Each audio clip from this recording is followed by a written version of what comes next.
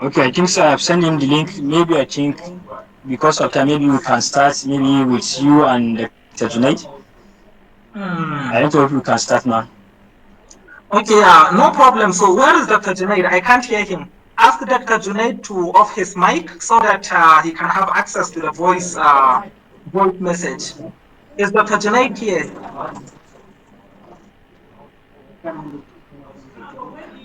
Ogasa. Assalamu alaikum warahmatullah. I'm around. Sorry, I'm around. I think Okay, Dr. sir. Ahmad, it's better we allow Dr. Ahmad Rufai to be around maybe in a few minutes time. He's a Okay. senior colleague. Now he's around now. Dr. Ahmad is around, please. No problem. Yeah. Okay. Yeah. Yeah, I'm around. So, We can proceed. okay. So Alhamdulillah. Okay, sir is here. Yes. Okay, so I, Okay. so Okay. sir, Kenan. maybe I could be. Okay, we can start now. Yeah. Yeah. Sure. Okay, so sir. Okay, let me do the introduction, sir, please. Sorry, Assalamu alaikum, everyone. Alaikum My name assalam. is Suzaifa Suleiman Adam. I am the president of Kano State Medical Student Association National Body. Today we are practicing in the Middle East countries. That is about practicing in Saudi Arabia to be precise. Today with us we have some senior colleagues and teachers and some of the people that some of us know them and some of us didn't know them. So I would like to give the floor to them to introduce themselves before we start the webinar. Thank you very much. Followed by me. Assalamu alaikum warahmatullah. Alaikum salam, sir. My name is Dr. Ahmed Rufai Tukur. I'm from Kano State, to be precise, municipal local government area. I trained in Bahrain University, Kano. I had my first degree there and proceeded to have my postgraduate medical fellowship in otolaryngology at Amin Kano Teaching Hospital. I worked shortly there, then, but the situation warrants the reason why we're having this webinar warrants for us to move out of the country. Right now, I'm working with International Cochlear Implant Center, East Region, for about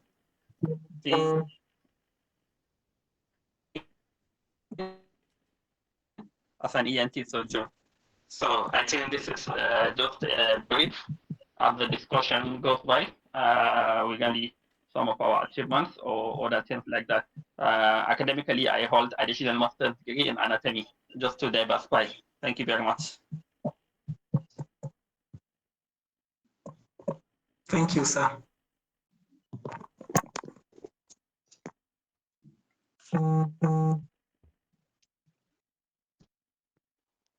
Assalamu alaikum warahmatullahi ta'ala wabarakatuh. My name is Dr. Junaid Ahmad Habib.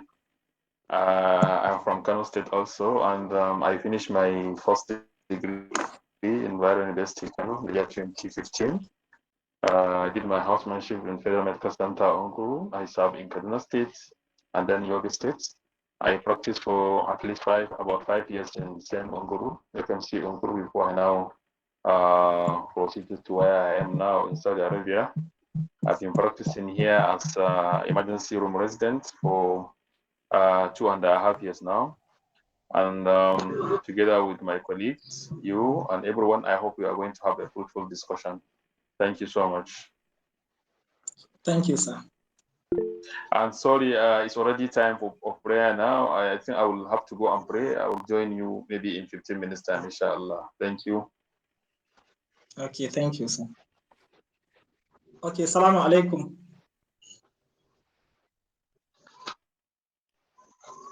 Walaikum salam wa rahmatullah. Okay. My name is Dr. Nasser Kabir Rabiu Adakawa. I was born in Kano State. I hail from Dala local government area. I did my MBBS degree in Bahrain University, Kano. I graduated in the year 2017. I did my housemanship in Murtala Muhammad Specialist Hospital, where I moved to Hasia Bara Pediatric Hospital, where I worked as an extension house officer, where I then served in Jigawa State. I did my NYSC in Jigawa State, where I came back to Kano State and continued with Hasia Bara Pediatric Hospital. From there, I worked in several other federal facilities like Federal Neuropsychiatric Hospital, Sokoto. I also worked in Federal Medical Center, Guru in Pediatrics Department. I also worked with Federal Medical Center, Azare. Then from where I japa ake cewa ko menene to har muka zo dai oh da turanci ake fa I'm very sorry guys and then I left Federal Medical Center Azare to Saudi Arabia. I currently work in Maternity and Children Hospital, Najran, Saudi Arabia. This is a brief, I currently now work as a general practitioner in this hospital, but specifically in pediatrics department. Thank you so much. And I'm happy to have you all today to discuss this important meeting with you regarding the pathway to Saudi Arabia. Thank you very much all. Thank you, sir. Thank you very much, sir, for this presentation. Yes. Ahmad can go ahead with his presentation before maybe we come back to you. Is Dr. Ahmad still around? I think Dr. Ahmad just left. I think it is time for prayer in his region. Okay, so we are going to wait for him a little before it is my time. Yeah, before I also leave. Okay. I think also Dr. Junaid has also left because it's already time for prayers in his own region. Okay, I think we can start with before they come because they are more experienced and they have spent more years here in Saudi Arabia, so they have more experience and they know more about the region, okay, than me. Okay. You understand? However, collectively, all of us, we are going to share our experience and the process and how this thing is done, okay? So as a basic introduction, yes, as a basic introduction before they come. If they come, they can shed more light regarding this, okay? You can remind them because I may actually miss something because as I have mentioned earlier, they have more experience and they have stayed here more than me. For me, I have spent only 2 years here, okay? I spent only 2 years. So what I haven't shed light upon, when they come back, you can ask them and they can shed more light regarding that, okay?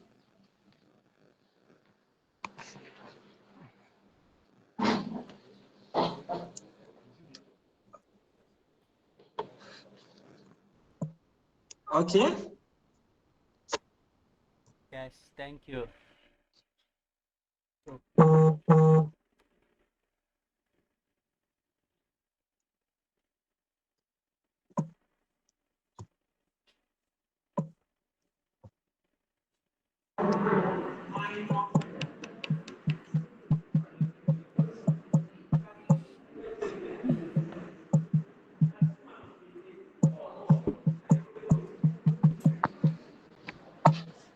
Okay, I think so. You can continue. Okay.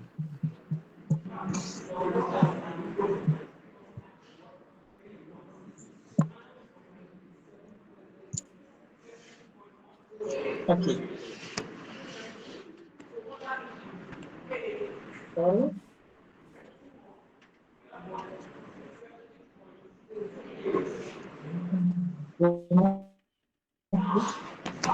Please,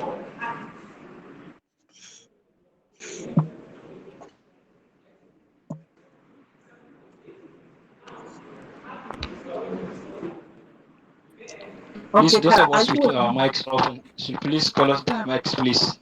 Those of us with their mic open, please close their mics. Thank you. Are you? Yes, sir, we are with you. Okay. As we have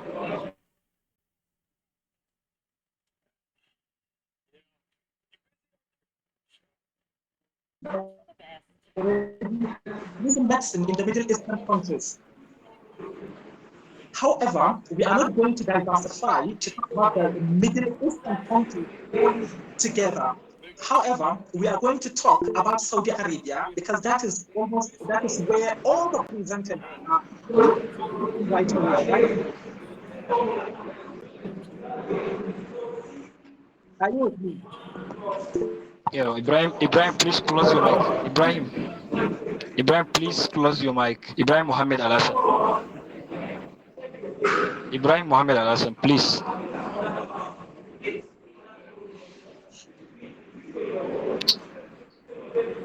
It will be much easier for hosts to just mute person instead of asking them to close their mic, close their mic. Just mute the person. Take care. Okay, okay, Suleiman, please mute the Ibrahim. Okay, sir, you can continue, sir. Okay, you're with me, right? Yes, sir. Okay.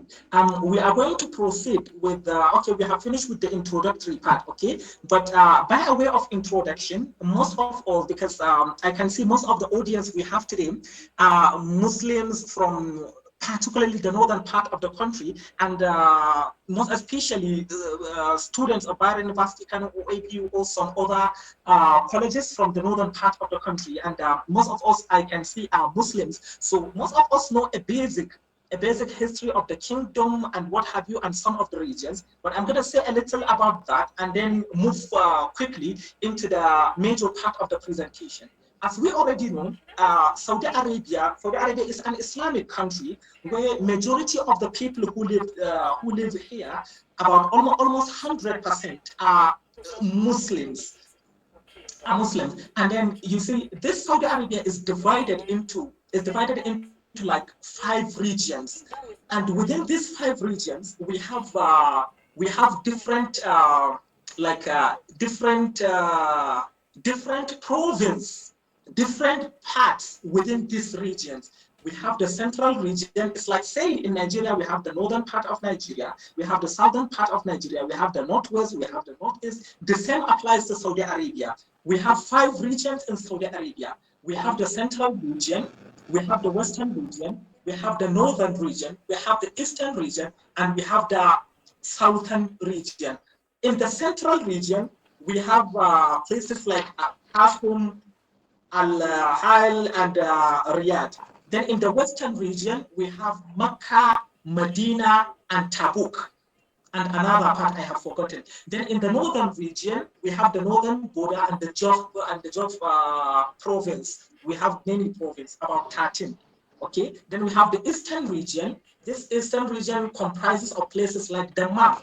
I'm sure you have a lot of friends currently practicing in Dammam. Okay. Then we have the southern region. I know a little bit about this southern region because that is where I'm currently practicing. So this southern region comprises of provinces like Asir, Jizan, and Najran. Most of us around this region, actually, our border from the southwestern part we are actually very close to Yemen. I'm closer to Yemen than I'm closer to Jeddah. I'm closer to Yemen than I'm closer to Mecca or Medina. So this is the southern region. We have other places. So as I have said, Asir, Jeddah, Najran. Okay, this is in short regarding this. You see, Saudi Arabia also has a population of about 36 to 37 million currently. Okay, so let us, this is just a brief introduction, and I have said earlier, most of the people, almost 100%, are Muslims. So the culture and tradition are inclined to this particular religion. Most of us here are Muslims, or yeah, majority of us are Muslims, or if we are not Muslims, we have lived, or we are currently living maybe with Muslims, and we know their customs and traditions. The custom and traditions are somehow similar because also here back in Nigeria, we have there back in Nigeria, we have Muslims practicing Muslim. The culture and tradition is almost the same. So I'm going to skip that part, okay? So can I proceed? Are you with me? Yes. Yes, sir. Okay, and then I hope I'm not a little bit far. No, it's okay. Oh, yeah. Okay. So the next item in the agenda is about the healthcare system in the Middle East. Okay, so I'm going to remove the Middle East. Okay, it's about the healthcare system in Saudi Arabia. Okay, overview of the healthcare infrastructure in the region, public versus private health sector, key healthcare challenges. Okay, all right. Let me begin with this. Okay, let me begin with this. You see, the healthcare system here is somehow similar to the healthcare system in Nigeria, but in a more advanced form. Okay. The reason why I said this is this place is also governed, or yeah, it's also governed by the Ministry of Health, just like the way we have Ministry of Health in Nigeria. Okay, we have the Ministry of Health, but I'm not going to go deep into that.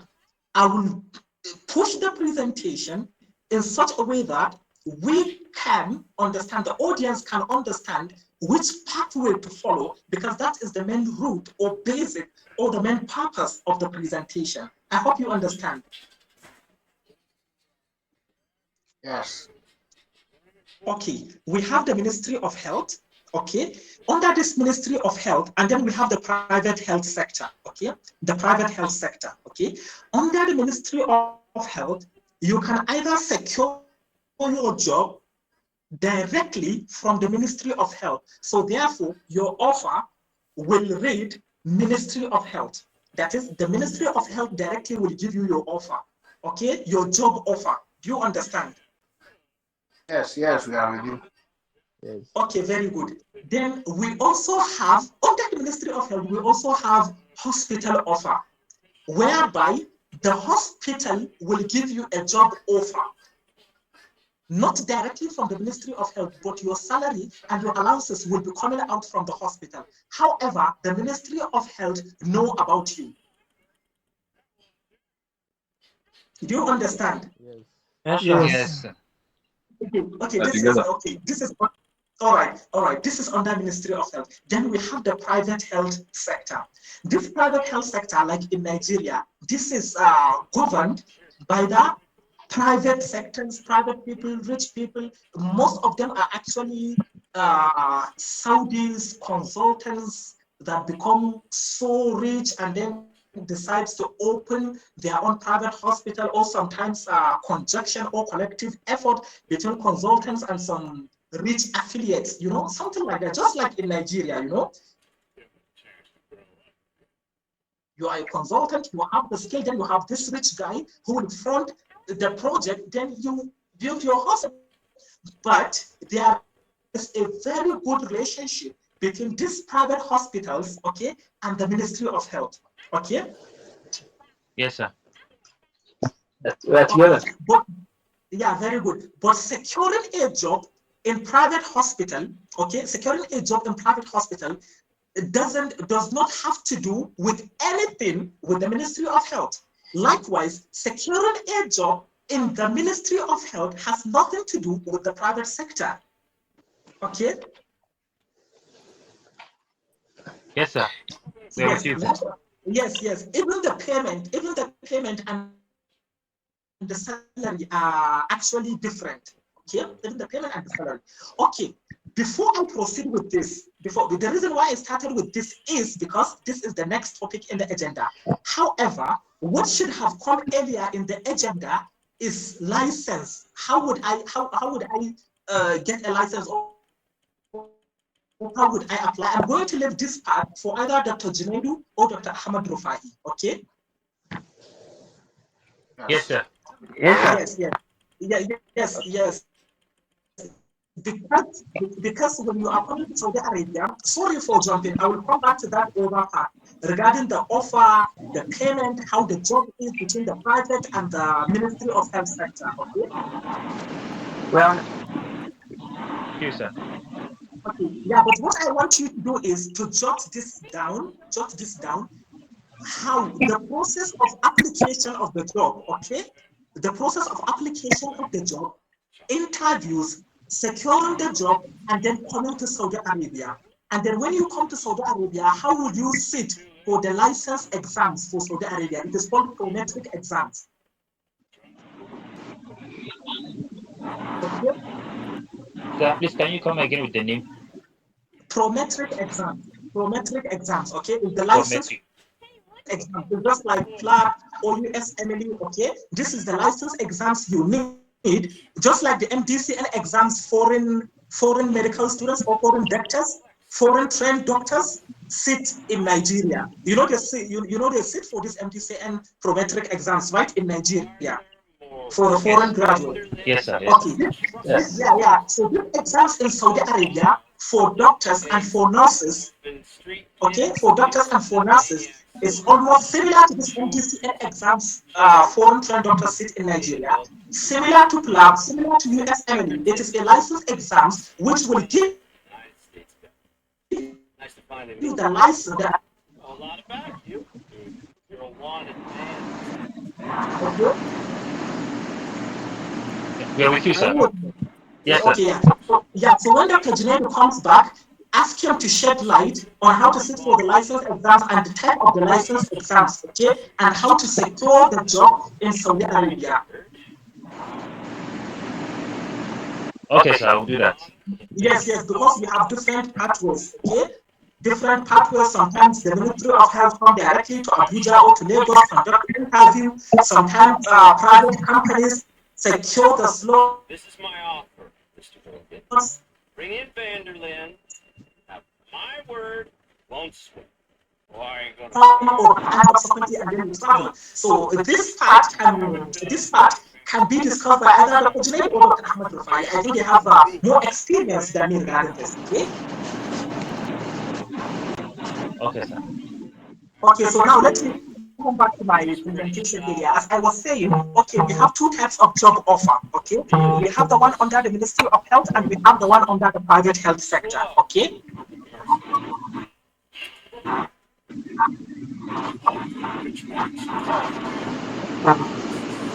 Hello? Yes, sir. We are following. We are following. Okay. You can continue. Okay, very good. I currently, as you can see, I work with the ministry. You can see this is my tag. You can see the Ministry of Health.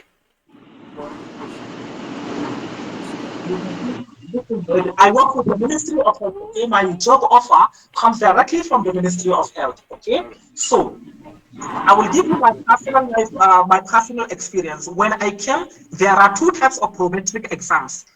You could either sit for general practitioner if you are a medical officer. That is, if you are starting as a medical officer. Okay, you either will give you the license to either practice in pediatrics or internal medicine or obs and gynae, okay, or surgery department. So I sat for general practitioner. The exam is a little bit more difficult than the specific exams. We also have specific exams for specific departments. There are some people that will come as medical officers and then write the license exams peculiar to pediatrics only. So therefore, they will work in only pediatrics department, not in other departments. Okay. Okay. There are also some other people that will write for another department and then work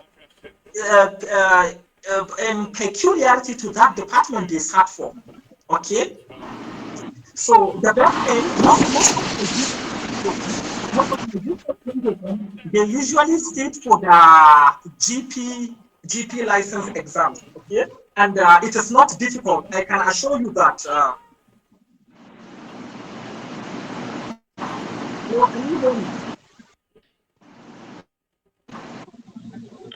Yes, sir. We are with you, sir. Yes.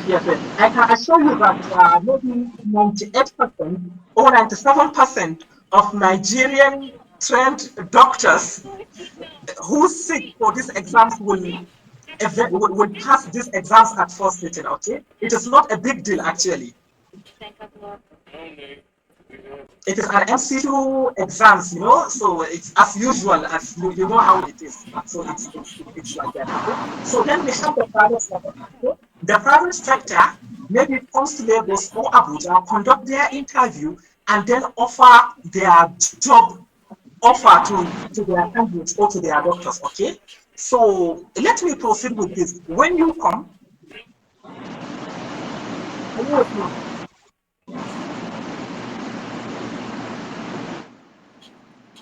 Hello, are you with me?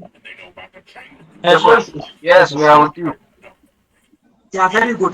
The practice here is almost similar to the practice in Nigeria. However, more advanced with a lot of sophisticated machines, with a lot of things you have never seen before, But as a Nigerian, you always find your way out, okay? Because you will come across a lot of new things in the practice, okay?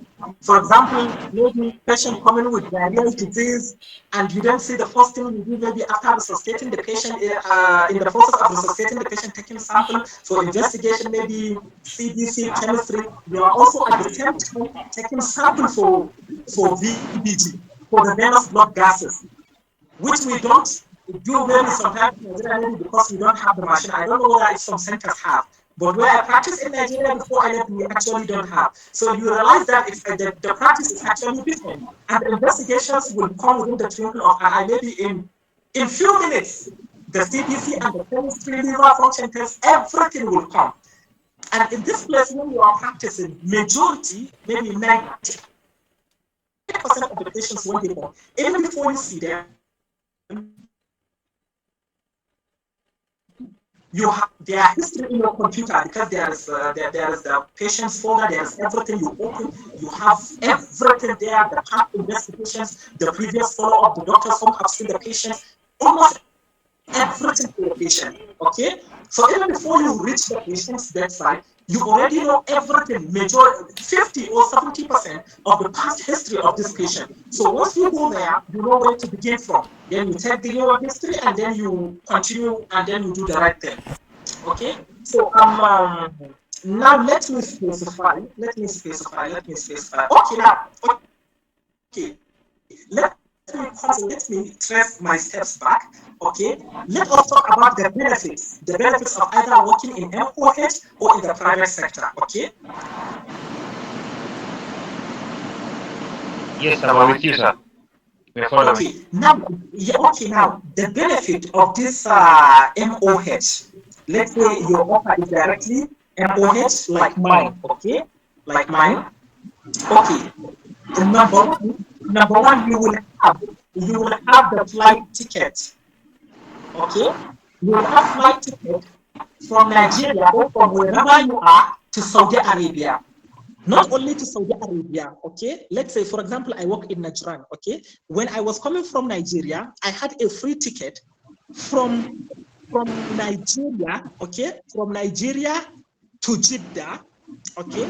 And then another free flight ticket from Jeddah to Najran. That is where I practice, okay? If you are in another region, maybe you travel maybe from Kano or from Nigeria to Riyadh, then from Riyadh to wherever you are practicing. If you are practicing in Riyadh class, then you stay there. So the number one benefit is getting a free flight ticket from Nigeria to Saudi Arabia. And you and after each and every year, 1 year, you have a free ticket, okay? You will have a free ticket to travel back to Nigeria for your vacation, and then from Nigeria back to Saudi Arabia at the end of your vacation, okay? Yes, sir. Noted. Okay, yes, and this vacation is fully paid. Sisi ba za a cire maka ba, kwandala ba za a cire maka ba. This your vacation is fully paid. Had the food allowance is paid da kake dauka.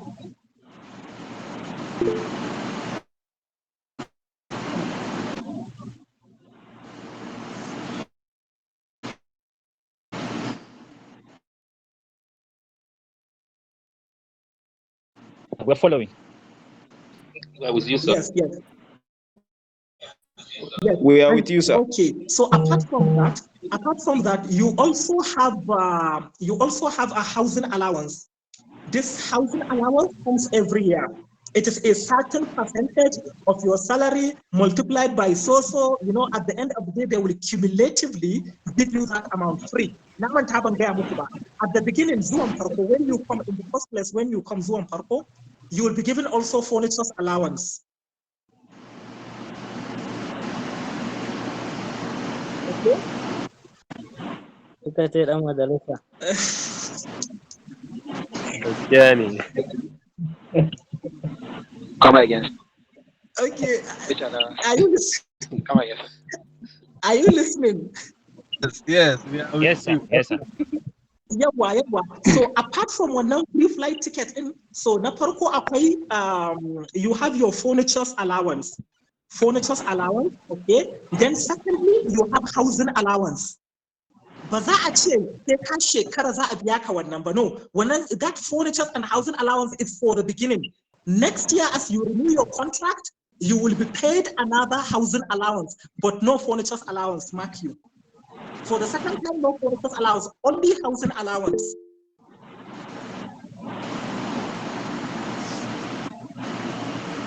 Okay? Are you with me, guys? Yes, sir. Yes, sir. Okay. So the third benefit is health insurance. Okay. I don't know. Now I am talking about the MOH, the Ministry of Health. Okay. Yes, sir. Okay, and I also forgot to tell you that if you have a wife and a child or children and you are coming for the first time, their ticket is also free, to and fro.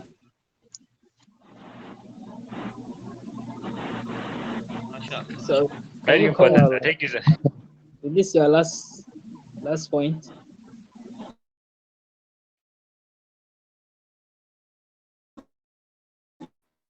I tell you that if you have a wife and a child or children, their ticket is also free. Thank you. MashaAllah. Okay, so now third benefit. The third benefit is health insurance.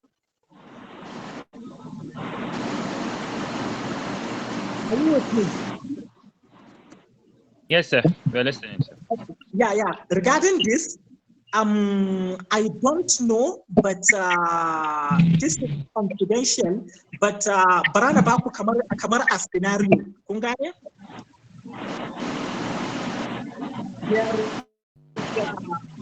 There is someone I know, okay, in this Saudi Arabia, a colleague. You understand? A colleague whom was later diagnosed with some malignancy here. Okay. We're with you, sir. We're following.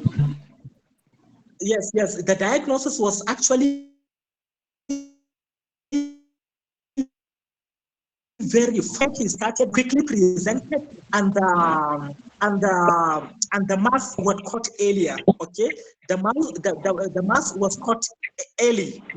Early in the early phase of the disease. Okay, he was operated upon. Okay, the mass was completely resected. Okay, and then currently he is receiving chemotherapy. Effective chemotherapy. And as far as I'm concerned, for almost 3 months now, this guy has not been working because he is receiving chemotherapy. Because because of the side effects associated with the chemotherapy. You understand? So you see, this is one of the benefits. Benefit. Okay. So this is one of the benefits. Health. You understand? Yes, sir. Yeah, because we're following. maybe in Nigeria, maybe when you fall sick, I know maybe the hospital may assist, some associations will assist, some national bodies, okay, will assist and what have you. When you are working here, there is nothing like, okay, association will assist, friends will assist, no. The hospital, the Ministry of Health will take care of everything. Kamar indigent, they will do everything for you. This guy was operated upon, the tumor was resected, and he's currently receiving chemotherapy. And for more than 3 months, this guy has not been working, and he has been receiving his salary. There is what we call sick leave. Ana ta bashi sick leave, yana ta karɓar chemotherapy. So this is one of the benefits. Kuma free health, and this free health is not limited to you. It's also applicable to your wife and child. So I don't know, maybe Ogajine Kokuma Chief Dr. Ahmad Rufai will shed more light regarding this. For those of you that have Dr. Nasir, you have spoken so much. I don't know whether Dr. Ahmad Rufai has spoken already. Oh, okay. Time, we need to allow time for questions and answers, okay? Oh, okay. So this is some of the benefits.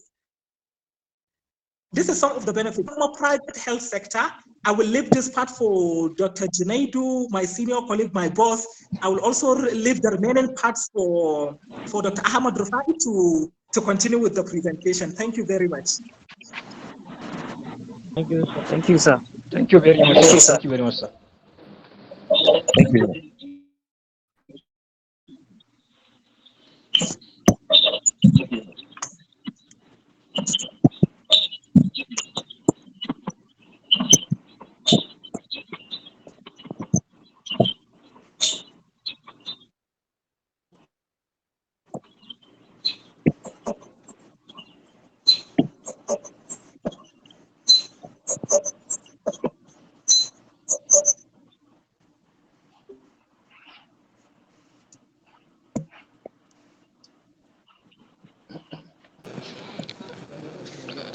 Okay, sir, Dr. Ahmad, the floor is yours now. Okay. Thank you very much. Assalamu alaikum warahmatullah.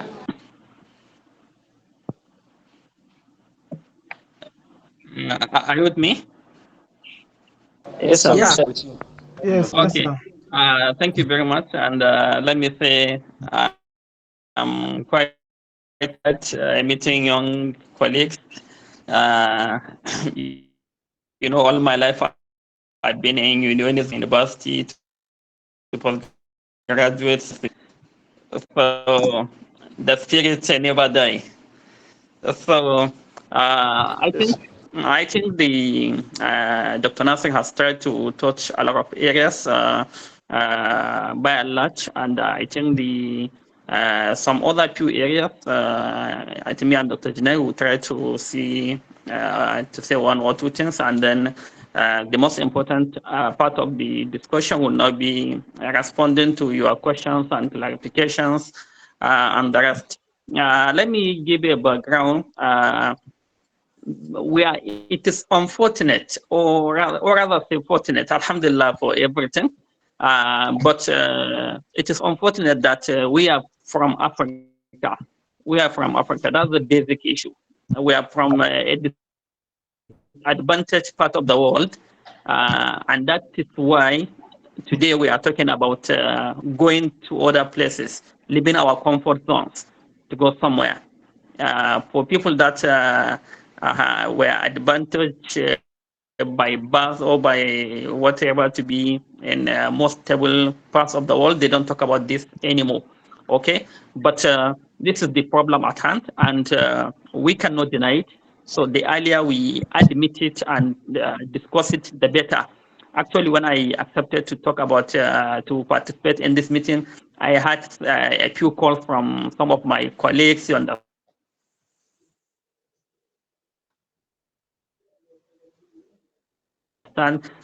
When they see the advert and everything, somewhere not really comfortable. Why should I participate in this kind of meeting? It's like giving a green light for younger ones to live.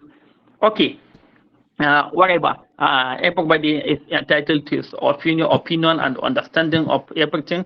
But my own understanding is that we are disadvantaged. Understand this so that you can work on it. Okay, so we from Africa, mainly,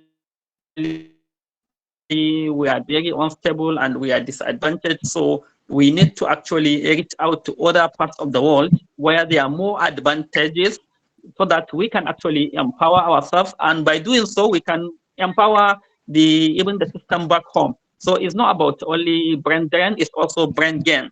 Okay, so now we call it a brain circulation. Okay, while when we are living it seems like it's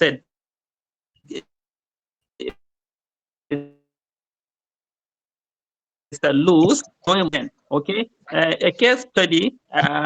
I've been here for already 4 years, and I can tell you that today I'm a newer person compared to the person I came to the time when I came here. Today I've acquired newer skill, newer technicalities, newer everything. So if I'm to go back to the system in Nigeria today, definitely I will add more value than if I had not come out, because I'm not bragging, but ما بدي مثلا بتحدث الحمد لله. I've actually today acquired more skills and more technicalities in my profession than most of my colleagues back home. So it's not a lie. If we procedures that we don't even talk about them back home, we do them here day in day out. So basically, I want us to look at this as a background. It is not all about money, but also it is about professionalism.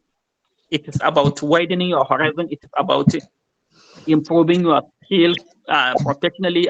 It is about improving your skills socially.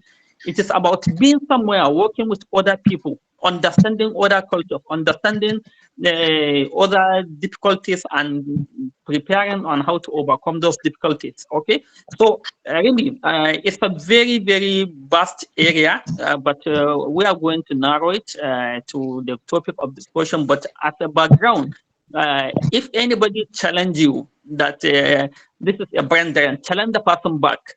It is not. It is also a brand gain because almost all the people I know, all the professionals I know that are outside Nigeria, if you go and assess them today, they are better off professionally than when they left compared to when they left the country.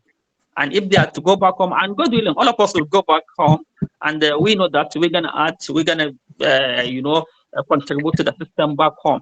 Okay, so that is as a part of introduction. And then another important point to mention is that even though the topic of the discussion says mentions Saudi Arabia, but I want us to also understand that there is a big so Saudi Arabia is just a subunit. We have what we call GCC, Gulf Countries Cooperation. Okay, so far so good. These Gulf countries, God has blessed them with money, and God has blessed them with good management of the money. So they've actually built their countries, and they've improved and they've equipped their system, and by doing so, they add value to their people and even to their visitors like us.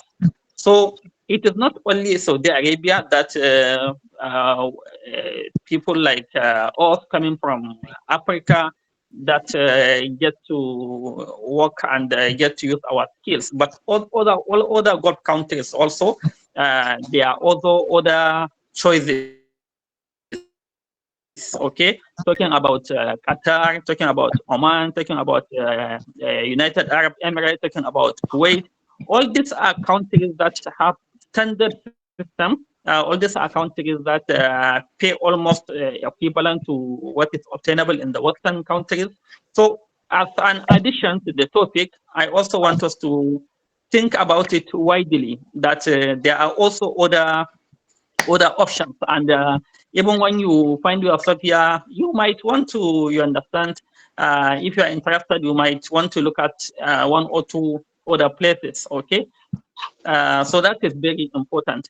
And the most important thing is that the qualification exam, the license exam, is almost the same thing because the exam is organized by a single body, parametric, like mentioned by Dr. Adakawa.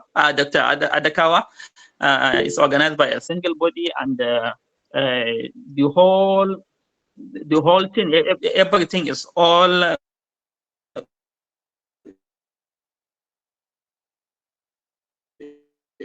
captured in the same content. So it just different in the countries that differs.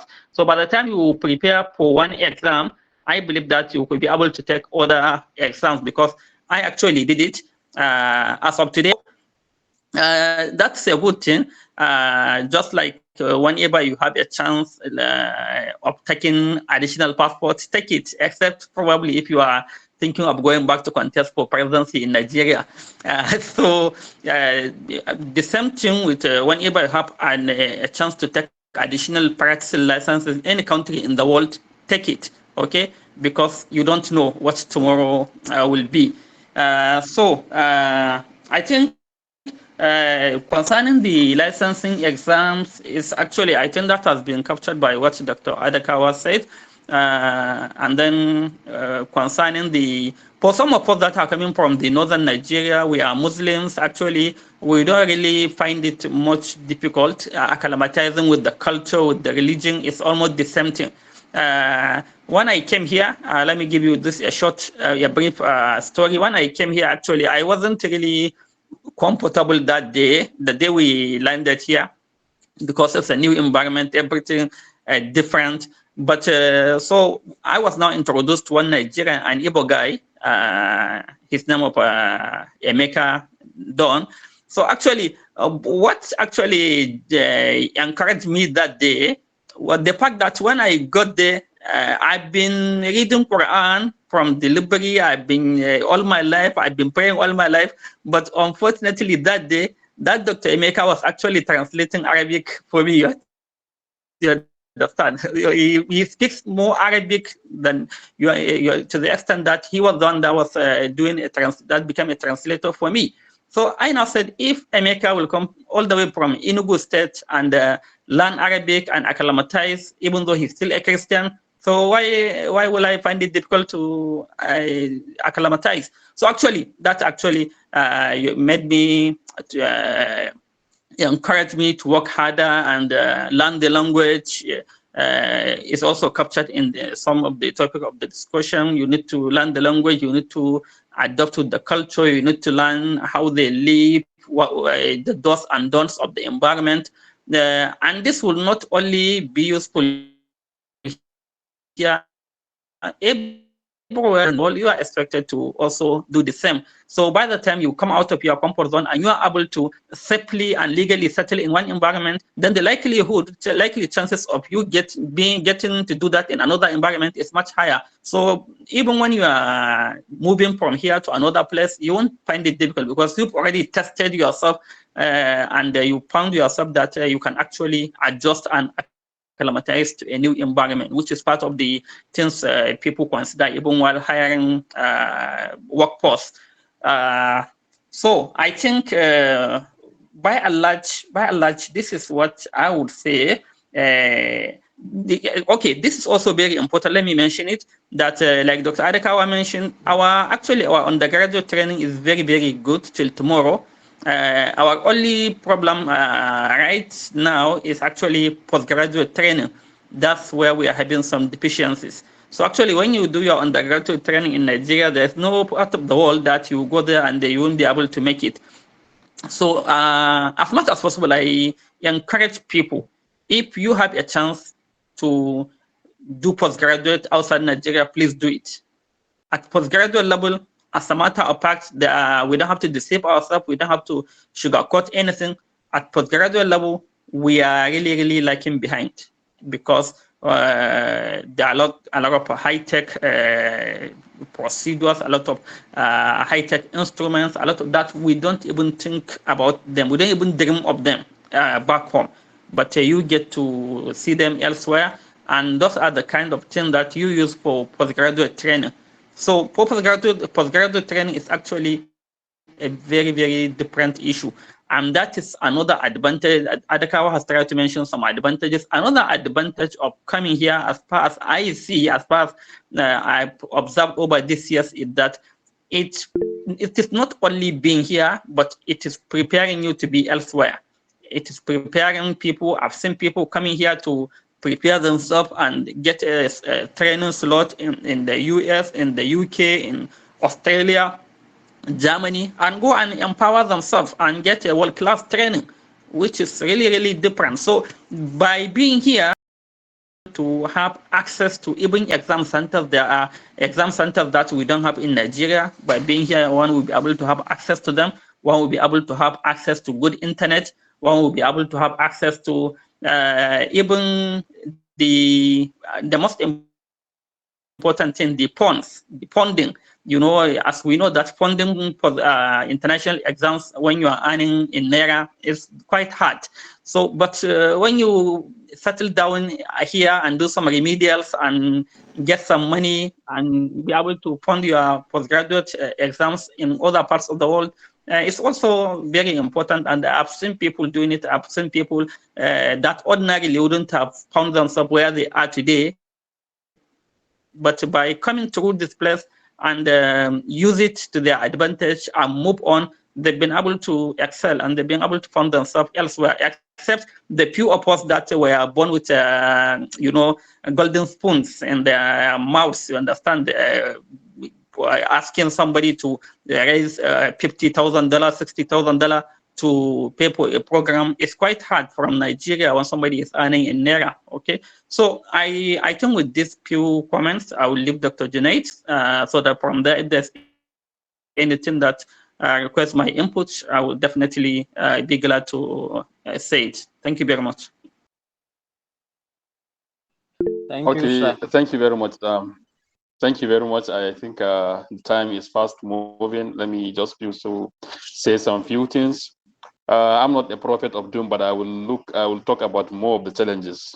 Number one, I will talk about the challenge of coming here. Somebody is asking how many years. Actually, you are required to have at least 3 years post-housemanship for you to be employed. So this is a big challenge. The other challenge is I will encourage people who are sincerely willing to come to try and do data flow, because that will be another advantage. Data flow just entails verifying your certificates. As much as possible, they will want to know whether your degree is genuine, so they will verify with your examination centers from your university. They will also verify your years of experience. They will also verify your license and certificate of good standing. Okay. And after coming here, my other colleagues have mentioned about a lot of challenges. As an ER resident, as a junior doctor here, and I know most of you guys are also likely going to come as junior doctors, I will mention about challenges. One of the challenges you have has already been highlighted earlier, is the issue of challenge. But that has been already been brushed, because I also had a similar experience. When I came here, I found out that the likes of Clifford, Christopher, all from Enugu, Anambra, were speaking Arabic, so I had no reason. I have the background, so I challenged myself, and in a matter of 1 year, 2, Alhamdulillah, I'm speaking fluently, and I'm able to see my patient independently without the use of any translator. So that is quite challenging. The other important challenge you will have here is really the pressure with which we work here daily, especially the junior doctors. As a junior doctor, the expectation is actually very high, and because you are likely going to work in the emergency room, you will be faced with a variety of issues, from ENT, from general surgery, from pediatrics, from every aspect. And the best response you will make as the first contact of the patient will be very, very important, and you are being watched. And the other issue is patients here really have rights, and the rights they have, you can't even compare it with anything in Nigeria. Patient can really put pressure on you, can complain about you, and make life very miserable. Not to talk about litigation. Litigation here is very real. Litigation is very real. That is why I agree with Dr. Ahmad Rufai. If today I'll go back to Nigeria, sincerely speaking, I wasn't a bad doctor either when I was in Nigeria, but really I will take with me not only the experience I had, but to really value our patients very, very well. I will really 3 times or even 5-fold multiply the effort I used to put when I was practicing in Nigeria, because really these patients really needs to be taken care of very well. You cannot just you cannot just go to call room and sleep. You cannot just go to common room and be watching football when you are on call, when you have responsibility. It is not acceptable. So I think the pressure with which you must do the needful, you will be the responsibility on you is quite enormous. So I think it is quite exceptional. It is not bad actually, because I think our patients deserve the best. The other issue is the other challenge is, unlike our countries, here they are really moving very fast. The offer you are seeing today may not be available tomorrow, sincerely speaking, because they are really training their people. They are really and in a matter of time, even the offer of medical officer may not be available, because as it is now, the offer is very scanty and not everybody gets it. And even if you get it, I'm sorry to say, there is a clause in the contract where it will clearly state that your contract can be withdrawn if a Saudi citizen finish medical school and apply to get the job and he accidentally pick your job number. The importance of this point is I'm not scaring you away, but I am just trying to let you know that this should not be your number one priority. You understand? At the same time, you are preparing to go to UK, Germany, US, Australia, or Canada, you can factor this as a good alternative where you can go and get money to fund the process.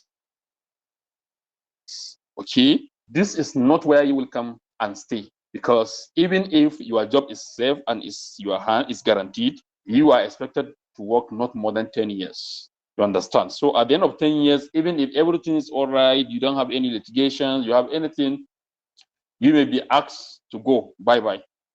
You understand? So these are some of the challenges. Otherwise, there are numerous other advantages. Like I said, when you are here, you can also support back in the country. You can support your colleagues, you can support your brothers, you can support your parents with so many things, money, finance, and a lot of things. Okay? You can also have another advantage. I've just shed more light on the health insurance. The health insurance will cover not only you, will cover your wife and 2 children. And that is very, very important, because health issues can come anytime without notice. Okay? The other advantage is you also have transport allowance. I think it's the region of 400 to 500 riyals. And that is something significant. And for the housing allowance, it's usually your basic salary multiplied by 3. So if your basic salary is 5,500, you are going to have 16,500 housing allowance. And that's huge money when you convert to Naira. You understand? So I will state that do not prepare primarily to come here. Rather, prepare to come here when you have the chance, so that you can finally eventually prepare to go where you will have a better future and the chance to be trained as a specialist. Because I don't think if my other colleagues have mentioned, here you do not have a chance to train as a specialist. If you come here as a specialist, yeah, you can rise and go to maybe consultant. But if you are employed as a medical officer here, you will likely going to remain in that position until you leave. So I think, like we agreed, we are going to make it more or less interactive session by answering your question, addressing your inquiries, and that I think will be better. So I would like to stop here while I'm also ready to entertain some of the questions. I hope to answer them to the best of my knowledge, and where I do wrong, my senior colleague or my good friend, Dr. Nasir Adakawa, inshallah, will say a lot of things. Thank you so much. And that was a little I can say, and I hope to be available, inshallah, to answer to the best of my knowledge your questions. Thank you. Thank you, sir. Hello, salaam alaikum. Walaikum assalam. Yeah, sorry, please. There is one important point which we also missed. It is part of the synopsis of the presentation of today, okay, regarding attending to emergency situations, okay?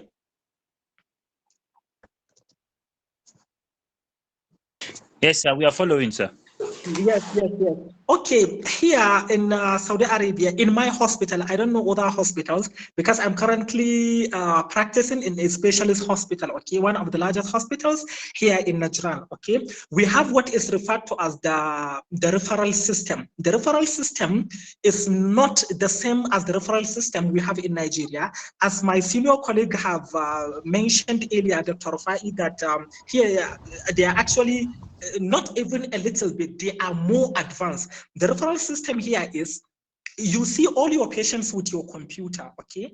Once you see the patient, once you don't have a bed space to accommodate those patients, for example, back home, when you don't have a bed, before seeing the patient, or maybe after a little resuscitation, you write the referral note and give the patient and ask him to go to another hospital. For example, let's say you are working in Murtala Muhammad Specialist Hospital emergency room, you see a patient that is sick, you resuscitate. If you are sending him to Nasarawa Hospital, you'll just write a note that you are referring him, maybe give him the paper and then send him to that hospital without knowing whether there is a bed space over there or not, because he might go there and find out that there is no bed space. So what would he do? Okay, so now here in Saudi Arabia, the system is actually different. Okay, so if you are in the emergency room and you see a patient and you think you don't have a bed space, or you think this patient will do better in a certain facility or certain hospital, what you do is, the moment you see the hospital, while you are seeing, you transfer the patient through the referral system. This referral will go directly to the fax office of your hospital. And the fax office of your hospital will send this referral to the fax office of another higher hospital or higher center or another hospital or even a private hospital. It depends. For example, in a government hospital, if you don't have a bed, that is why in the beginning of my presentation, I said there is a relationship between the private hospitals and even the government hospitals here in Saudi Arabia. When we don't have bed space here in our hospital, we can refer to private hospital. The referral system will go from our fax office to the fax office of that private hospital. And then they will send acceptance that we have accepted this patient. If you are sending this patient, you will not just send him to the street with a piece of paper to go to that hospital. No, your ambulance with a doctor or with a nurse, depending on the situation. If the patient is critical, then you have to go with a doctor and a nurse, maybe escort the patient with the ambulance to that private hospital. And mark you, this is free, without a single kobo of the patient. Thank you, Dr. Nasr. I think you should also be watching at the messages. There are many questions coming. Maybe you should be attending to all of them. It's better to respond to questions now than the informations we know personally, because when we are responding to the question, it's better. Okay, For so example, we can attend the questions. Yeah, we can attend the questions. Let's proceed. Yeah, let me attend attend. the questions. Okay, Dr. Ahmad is Are here. you with me? Yes, sir. Yes, sir. Yes, sir. Yeah. I've jotted down some questions. Let me quickly attend to them so that the ones I skip, other guys can tell. Okay, sir. This one says, is racism an issue? Are you with me? Yes. Yes, sir. Yes, we are with you, sir. Yes, sir. This guy says, is racism an issue? Yeah, it's it's an issue, but I think it's something that one can easily go about it. You understand? It's not something that there's a difference between a challenge that you cannot overcome and a challenge that you can overcome. I think the racism here it's a challenge that can easily be overcome. Any pathway for dental practitioners? Actually, a policy in Saudi Arabia, they don't really employ dental practitioners at a practice level. They only employ dental practitioners at training level. That is to say that they employ senior lecturers and professors for training purposes. Because the dental practice became more established earlier than the medical practice here. So they have a lot of dental practitioners. So they really employ more of trainers than practitioners. Does doctors pay taxes? No. All your income are tax-free. Okay. Before 6 years back, there was not a single tax in Saudi Arabia, but today, because of changing economic situation of the world, and there's a 15%, but that one applies to everyone. But there's no specific tax for a health practitioner. Your income is your take-home. Licensing exam, is it one-off exam or steps like PLAP and the rest? It's one-off exam. It's a one-day exam. Can someone write the license exam in Nigeria? For now, no. I think for metric exam, they have offices in Ghana and Egypt. But I think for now, they don't have in Nigeria. What is the passing grade? For the passing grade, I will allow Dr. Junaid and Adakawa to mention that of the general practitioners, but for the specialty level, it's 70%. Are there exams that can exempt someone from writing the council exam? No. If you are coming from Nigeria, no. The exam that are exempting you from writing exam are actually when you have Royal College and when you have the board exam of the United States and that of Australia. Those are the exams that exempt you from writing the council exams. But once you are coming from our villages, my brother, you have to write the exam. Do they recognize postgraduate training? Yes, they do. They do recognize Nigerian medical postgraduate training. Is the contract renewed annually? Yes. There are some few private sectors that do issue 2-year contract, but in the government sector, it's annually renewable annually. What is the best time to leave Nigeria, as medical officer or after residency? This is a very, very dicey question. Like I promise I promise you guys to be as blunt as possible, because I think I am at a stage of life where I fear nothing anymore. So I can say it as it is. If you have chance to leave Nigeria before postgraduate training, do leave. Go and do postgraduate training in the developed world. It's quite more stronger and superior to our postgraduate training. This is just the fact. No matter what anybody will tell you, we are talking about the fact, and this is verifiable. The countries have been classified into 3 tiers.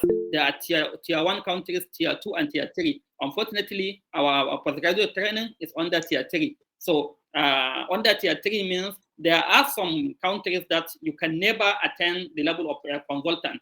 Like here in Saudi Arabia, with our postgraduate degree training after 5 years, you can still attain the level of consultant. But in countries like Qatar and United Arab Emirates, with postgraduate Nigerian training, you can never attain a level of consultant. You can only attain specialist level.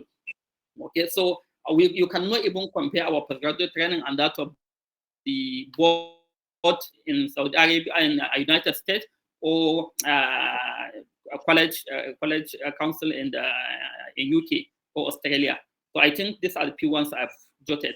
Over to you, Dr. Junaid Adekawa. Okay, thank you very much. Let me attend to some of the questions.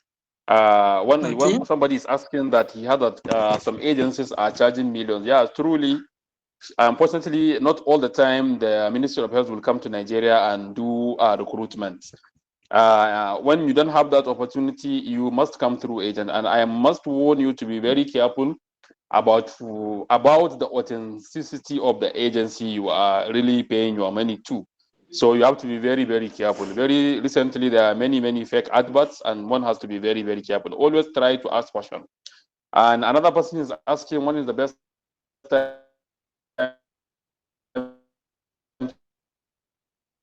to leave Nigeria? Applications of your contracts, you can go. And depending on which type of contract you have, even under the Ministry of Health, there are 2 types of contract. You can have MOH contract, you can have SOP contract. I am lucky to be having SOP contract, and my vacation can go as high as 60 days in a year. Unlike my colleagues who have MOH contract, who have 45 days a year. So I have 2 months that I am entitled not to work, and I will be paid fully for that 2 months. And I think this one too is a positive. The other issue is somebody is asking, do they recognize USMLE? No, you have to write their own Saudi Council exam. But mark you, as far as I'm concerned, the most important reference book is USMLE Step 2. That book, USMLE Step 2, I've given it, and I've shared it with Adakawa, and he can relate how useful he found that book. That book, there is a newer version of it. It has barely maybe 600 or 700 pages. Unlike the old one, that one you can finish it. And I am telling you, if you are preparing for USMLE or you are preparing for Saudi Council exam, that book you will find it very, very, very useful. The other question I have is somebody is asking about what is the salary of somebody who joined immediately. Like I said earlier, you are supposed to work at least 3 years. Some will consider house job as part of the 3 years. Some regions will not consider your house job. So you either 4 years post medical school or 3 years post medical school. I can only remember somebody I know whom we come together and had 3 years post medical school, and I had 5 years post medical school. And my basic started at 6,000, I think, or around 5,800, like that. I think 6,100, like that. And his one was about 5,600 real. So these are the basics. But now, if you add maybe the housing allowance of about 17,500 in a year, now you divide into walls on the 5,600 or 6,100, as the case may be. You can also add the 500 real. That's a huge money when you come back to Nigeria. But it's not all about money. All I can guarantee you is, for me, if you ask me, despite all the negatives, despite all the pressure of working here, if you ask me, the most important positive I found here is to value the investigations I order for any patient. It is much more than full blood count, urea, and creatinine, X-ray. No. Whatever you ordered will be done, and you will use it to make diagnosis. You understand?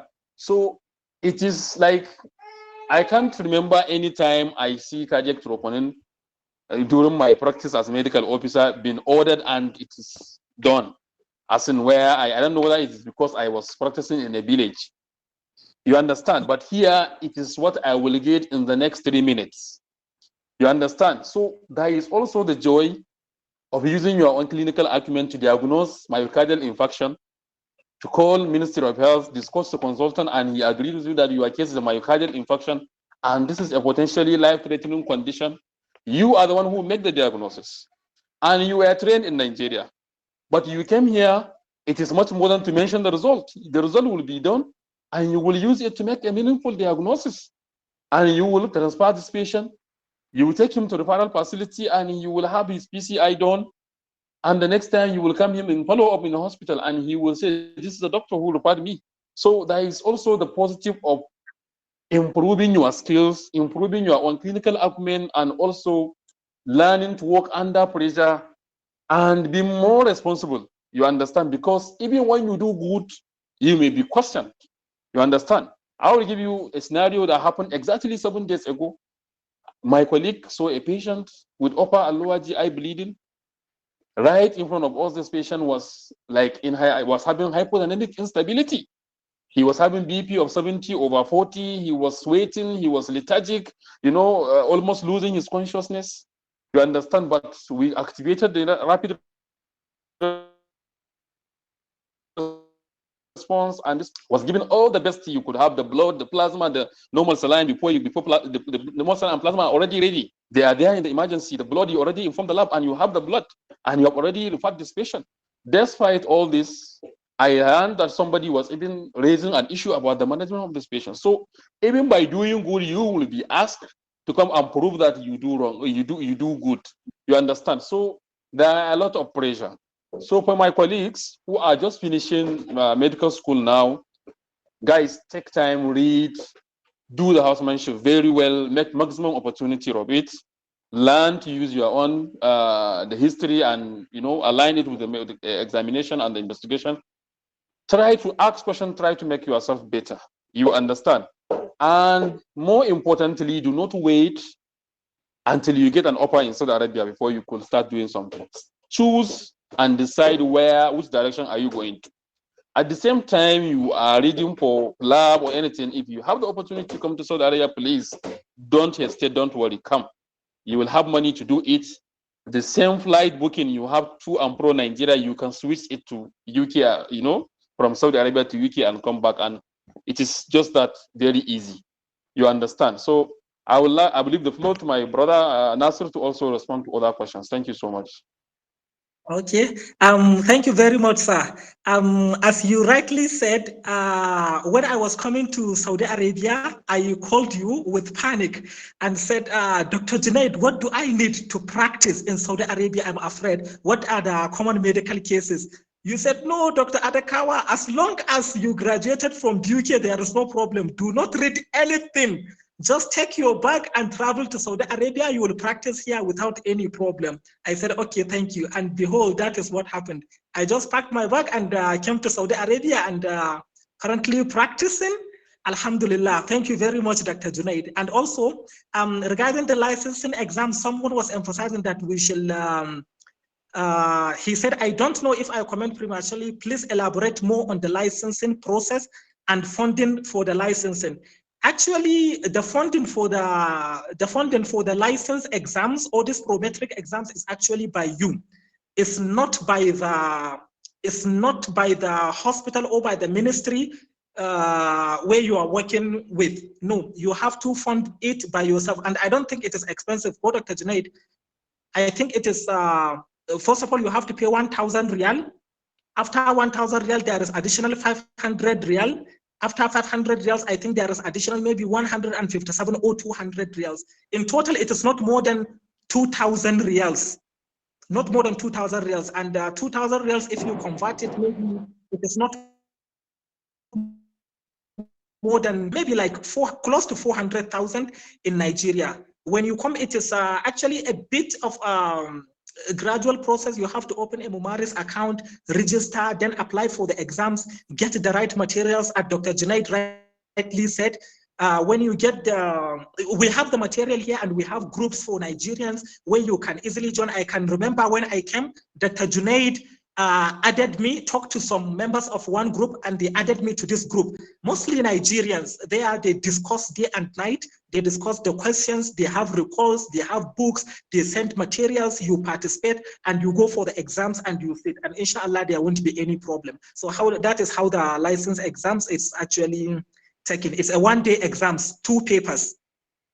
Okay, there is another one saying, sir, is there any chance for residency training while there? No, there is no any chance for residency training here. If you come as a medical officer, you practice as a medical officer or as a general practitioner, depending on the prometric exams you sat for. If you come as a consultant, maybe fresh consultant from Nigeria, you come here, you practice as a specialist. Then maybe after 5 years, you can sit for another exams and then graduate to consultant level. But if you finish your postgraduate training in Nigeria, maybe finish your residency program, you become a consultant in Nigeria, and then maybe stay in Nigeria and practice for like 5 years, and then come to Saudi Arabia, then you may be considered or taken as a consultant. Do doctors pay taxes? This one has been answered by Chief. No, doctors don't pay taxes. There is no tax here. Only a little tax when you buy 1 or 2 things from the supermarket. A little tax actually, not actually significant. Is there any advantage of working with the private health sector? Where I am currently, in the city where I am, a friend of mine was telling me that there is an advantage. As you already know, there is advantage and disadvantage in everything. So one of the advantages he told me in one of these private hospitals is they pay more money. What I'm actually getting currently, they pay like 2,000 reals above what I am currently earning. This is applicable to the area where I'm practicing now. I don't know in other regions. I don't know I don't know whether in the... Hello? Is someone talking? No, you can continue. You can continue, Okay. sir. Yes. I don't know whether if it is the same in other regions, but where I'm practicing in private health sector, you may earn 2,000 above 2,000 reals above my own salary currently. However, a friend of mine was telling me that she works 6 days in a week, so she is having only 1 day off in a week. However, me that I'm working with the Ministry of Health, I'm having 2 days off in a week. Okay, sometimes it may even be more, depending on the amount of doctors you have, depending on how you organize the roster and what have you. So it could be so, but that one was telling me maybe 1 day off in a week like that. And the work there is too much. It's just like in Nigeria. When you're working in a government hospital, you stand like you decide, you do things at normal paces, you know, unlike in private health sector where whomever it is, the patient will be thinking that, okay, I have paid money, you need to attend to me as quickly as possible, you know, claiming right. So the same also applies here. This is one of the disadvantages here when you are working in a private hospital. They will be claiming right, you have to be fast, you know, because they are paying money for the for the interview or for the consultation. So this is one of the advantages regarding the money, and one of the, and also regarding holidays. Sometimes the holiday in the Ministry of Health is actually more than that of the private health sector. So this is one of the advantages and disadvantages of working in private sector and the Ministry of Health. Let me rush with some of the questions. Hello, sir. I think sorry, Dr. Nasser. Dr. Ahmad Yes. Rufai is around. Yeah. Okay, yeah. I'm around. I think Dr. Ahmad Rufai, there are important questions that I think you should answer. Questions regarding job search, availability of the job directly from the ministry, and the issue of postgraduate. Somebody with part 1, can he work? I don't know, sir, whether you have jotted all those ones. Yeah. Can you trash them as fast as possible? Okay. I've jotted down some. Okay, so Sir can take over. Yes. Okay. Before that, there's also a question about Hajj. Somebody said, can someone have opportunity to perform Hajj? Yes. You have 2 chances to perform Hajj. Either you pay with your money, or you can actually get a medical job, medical job. And usually when they go, there's the way they make an arrangement, and you can do your Hajj while you are performing the medical services during Hajj. I've seen your questions regarding the postgraduate training midway, having somebody at senior registrar level if you are coming. Unfortunately, there's no that cadre here per se for a senior registrar. But what they do is, if somebody comes as a senior registrar or somebody with a diploma in anesthesia, I've seen also diploma in anesthesia, they take you to your own specialty, and they will add a little a token on your usual pay, but you still work as a resident. As a resident, like meaning as a medical officer per se, but somehow specialized medical officer. You'll be taken to your own department of specialty, and you'll be added. You'll be given some additional specialty allowance. It's just a token on top of your salary, but you won't be recognized as a full specialist without fellowship. That is the setback, really. So for senior registrars, in as much as I advise people that have not started doing residency to find somewhere and go and do residency, especially in the West. But for people that have started the residency, I always advise them to complete. I think it is better. It's always more cost effective and time effective, looking at the time you put in. And when you come in with your membership certificate, people will keep asking a lot of questions. But when you come with your fellowship, that is it. There's another question that talk about how easy it is to go to other countries in the Middle East. I think I've talked about this. Other countries. Personally, I currently have license to practice in Oman and Dubai, United Arab Emirates. If I want to move there, actually, it won't take me maybe 2-3 months to search for a job and just start moving there. So you can actually here in the Middle East, and you keep them. I might not be able to use them. I might not actually use them, but I have them as a backup plan anytime. Somebody talk about the working hour. Well, the working hour actually depending on your category. If you are a resident, you run shift, which is 8-hour shift. If you are a specialist, you run your normal 8-hour morning working hour, and then the call. That the days you are on call, you take your call duties. Dr. Junaid, any other one I've not taken care of? Yeah, I think you've answered a lot of them. And for the working hours, it depends on the arrangement of your hospital, actually. Before, when I come,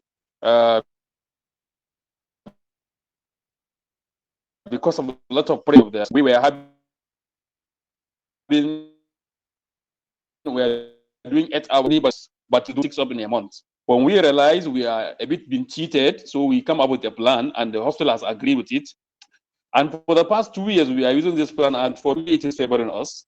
What we are doing is we are doing 12 hours times 16 in a month, which means I will just do 16 duties in a month. But each one, when I go, uh, I just spend 12 hours. So I will work from 7 a.m. to 7 p.m. or from 7 p.m. to 7 a.m. But I will do 3 days duty, 3 days off, 3 days duty, 3 days off. And the hospital, I think, because it is convenient for them, the little staff they have, we are working, and for us, it's good. We have extra, although it is stressful, but we have time to also read, to go for other exams, like you said before. The other issue is that of somebody is asking the requirement to even write the exam. You cannot write this exam without doing data flow. And data flow, like I said before, I will say it again, entails verification, verifying your own documents. And what document do they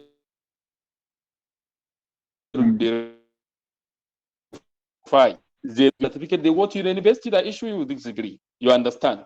Number two, they verify your own practicing license. You have license issued to you by the Medical and Dental Council of Nigeria. Then they will go to Medical and Dental Council of Nigeria. They already have the contact. Okay. Number three, you also they also verify your own letter of experience, your experience letter. So if you have worked for 3 years, you must verify those the letter. You have to provide letter of experience, meaning which will state clearly you have worked with Multara Mama Special Hospital for 2 years. For so years, you have also worked with Nasarawa. You understand? And very important, they also verify your own house job completion forms. There are some forms you will fill at the end of your house job. That forms is very, very important. They will verify with your university, with your institution. I mean, the hospital where you did your housemanship. That is very, very important. So I will leave the floor to Dr. Nasser Araka if he has any other questions to answer. Thank you so much. No, sir, I'm Okay. There's another. Okay, salam. I think there are two questions here. Somebody asked, what are the specialties that are easy to get and more difficult to get? Let me start with this statement. I think specialties that our people find it difficult to get here, psychiatry. Psychiatry, very good, and they are looking for psychiatrists every day, but the requirement is one has to be Arab speaking, or one has to be fluent in Arabic. Okay, so that's the setback. That's why you don't see Nigerian psychiatrists coming here because of that requirement. So they usually get from Arab speaking part of the world. Also, they don't hardly for public health to get except in the teaching setting. In the practical setting, hardly for public health. So I think these are the two specialties that are somehow very difficult for our people to get in. And for specialties that I think the most marketable specialty, if you ask me, the most marketable is anesthesia. I think that's the day in, day out, the specialty that they are looking for anytime, anywhere, actually anesthesia. Then for ladies, actually, if you are a lady with off and gynae, you are also good to go. You are also, you still have more time here because they really, really need those specialties. For all other specialties, they are really, really needed when the need arise. I think there's the last question here, which says, if your contract is withdrawn, can you easily get to another Arab country? Yeah, if you have the license. That's why I told you it's always good to have some backup plans.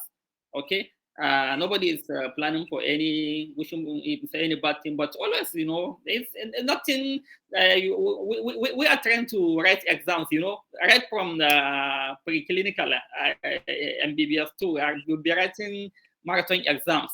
So really, when you have opportunity, write the exam. If you have the exam for that country, you can easily apply for a job and move there. Okay, thank you, sir. I think there's another question.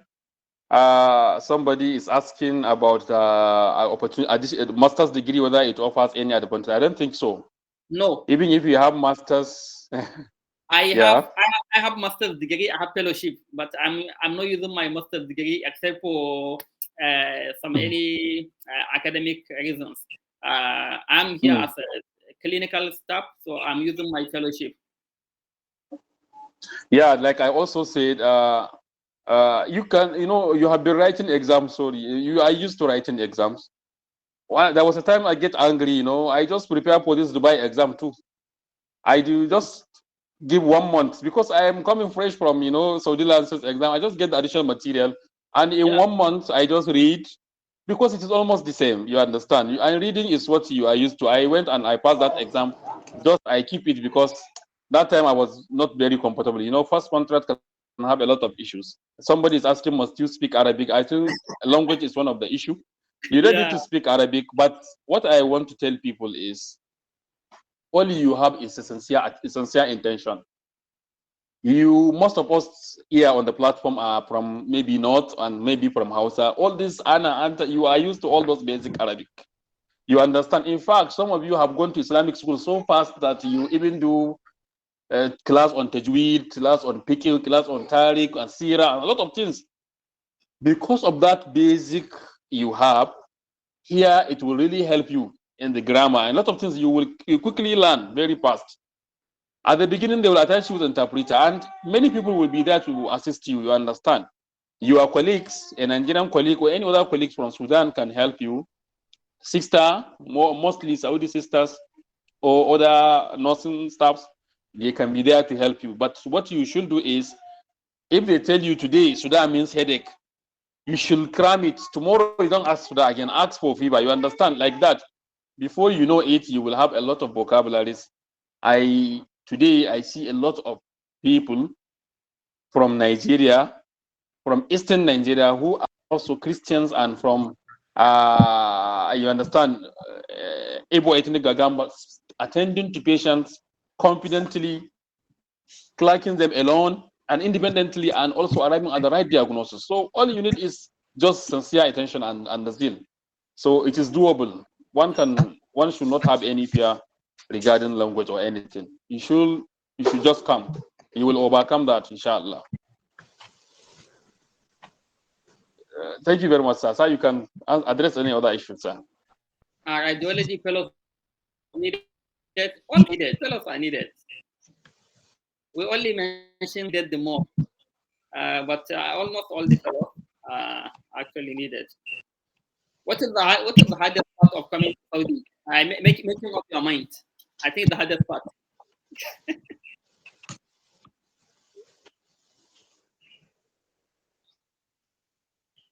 I think if there are no other questions, we can hand over to the organizers so that they can round it up. Sir, some people are raising their hands. Some people are raising their hands. Can we ask questions, sir? Okay. Yeah. Okay. Thank you, sir, for the presentation. Reward you abundantly. I have 2 questions, which in this webinar have the same question about the process of coming to Saudi Arabia. So, from what we understand is that you come to Saudi Arabia, do that through agents. So, is there any process that somebody can have access to Saudi Arabia Ministry of Health so that he can apply independently without any agent? And in case of agent, how much does someone need to save before he talks to agent? And is that you can recommend to us so that later, if we want to apply, we can join them? Sir. Okay, thank you. Let me quickly respond to your questions. It's not only the true agent that you can come to this country. I said it before. Sometimes the MOH itself can come to Nigeria and make announcement. You understand, and do the recruitment themselves. In that case, I don't think if you need any agent, you understand, you will get your offer and you continue with the process. For the agents, actually, Nigerians and our own way, everything can just be anyhow. The last time, initially, one company was charging 2.5, 3.5, and as the time goes, they started charging astronomical amount of money. It goes to as high as 5 million, 4.5. In fact, they even later metamorphosed to charging people in US dollars. Imagine as scarce as US dollar is. When you are charging somebody in US dollar, you clearly saying that you are looking for somebody with the highest and the highest amount of money. You understand? I come through success links, and I know that company is not a scam, and that company has brought a lot of money. And unfortunately, today this company do not have much of the offer because as of when we came, there was demand, but the demand is currently less. So I can't remember the last time I saw somebody who also come through the success link. Number one. Number two, the last person I know from Nigeria who came here is I think use one company called Pass Solution. This Pass Solution, I think they charge him a lot. I think it was in US dollars. Maybe about 5,500 US dollars. I am not very sure, but I can say that since I know somebody who will use Pass and come, I can confidently say they are genuine. But I cannot recall the exact figure that the person spent in order to come here. This is all I know. Okay, Dr. Ahmad Faisal, if you have anything. Well, there are different ways. Like mentioned, sometimes the job offer opens up in a particular hospital, and they ask for some staff of the hospital if there's anybody they can link them up with. Sometimes as easy as that. If you are lucky, the job offer opens somewhere, and you have somebody there that knows you, can easily connect you with. But that one comes in time to time, not as when you need it. As of when you need it, you might have to connect with agents, and there are different agents, like Dr. Junaid mentioned. There are Power Solution, there are needs consultancy, there are Success Link. There are a lot of them actually. But the most important thing, the most important advice at this stage is whenever you want to make an agreement with a particular agency, please and please contact other people to verify their genuinity. Please and please, that is very, very important. Don't go and make agreement and start making payment to some people like that without verifying their genuinity. What is their take on Sudan trained doctors? Yeah, the Sudan trained doctors are good. We have Sudanese here, both people that are Sudanese and people that trained in Sudan. As a matter of fact, Sudan training is very good. It's as good as a Nigerian training, actually. Even when you go and look at the success rate in the MDCN exam, you find out that the Sudan trained medical doctors record a lot of high success rate. So there's no issue there. If you're trained in Sudan, you can come. And more advantage there is, if you're trained in Sudan, you are likely going to speak some Arabic. So the language will not be an issue for you.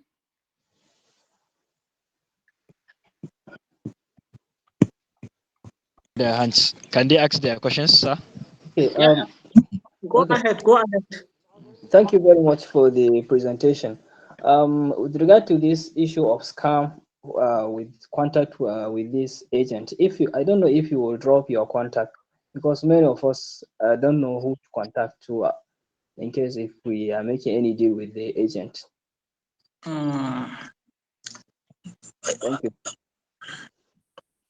No problem. email, The organizers will share with you, but you know that people can a bit be busy.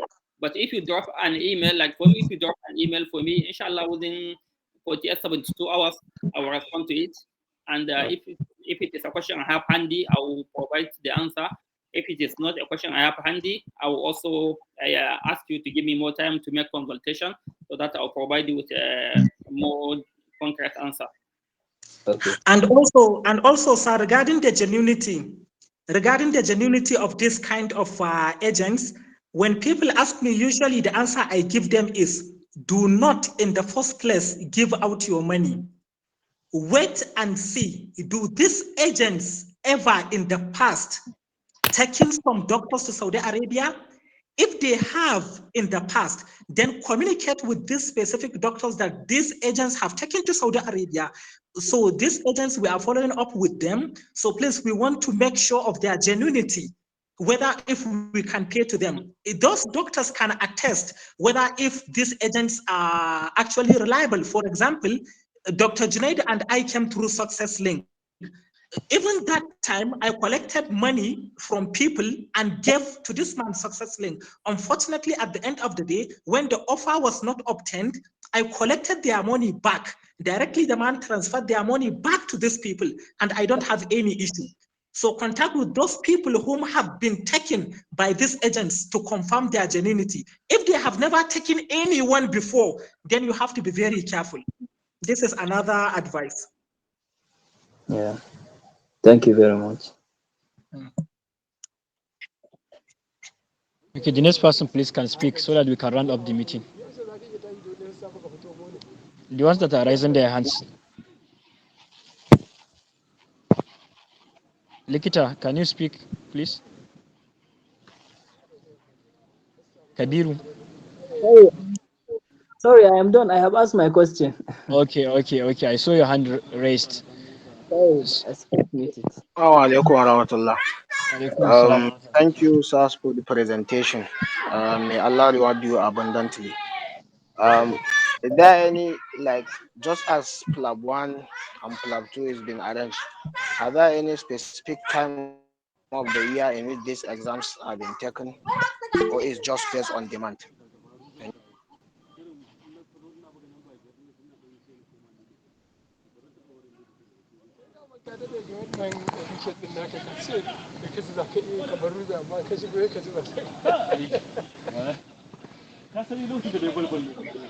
Hello, sir. Sir, did you get his question? Yeah. Okay.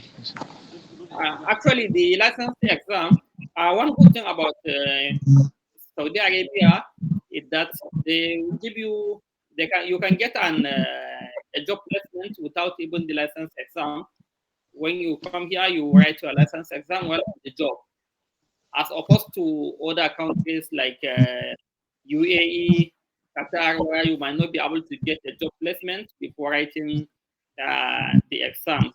So for the writing exam, there is no specific time. Anytime you are ready, you can actually register with a prometric exam and take the exam. It's all around the year. It is not like twice or 3 times a year. It's all around the year. It's available. And the prometric exam applies to the GCC countries mainly. It's almost taken almost every month. Almost every month there are slots where you can register and go and write these exams. Okay, so how can I get the link, like, for the registering of the exam, or a site? Like I said, I don't think I don't think Prometheus is available in Nigeria right now. I don't think so.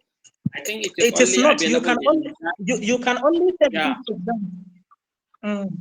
Yeah, you can only take the exams here in Saudi Arabia while you are here, because there are certain needs you need to, there are certain things you need to have before even applying for the prometric exams. Number one, after your data flow, you need an account named Mumaris account. And you'll only have this account while you are in Saudi Arabia, because you will use your identity card for Saudi Arabia, this IGAMA, this identity card for Saudi Arabia, you have to use it to open this Mumaris account. And it is through this Mumari account that you will upload your data flow. And then after updating your data flow and verification, by this body, that is when you can apply for the prometric exams, choose the center, and go and sit for the exams. So you have to be here. You need to have this Mumaris account, then upload your documents, then apply, and then sit for the exams.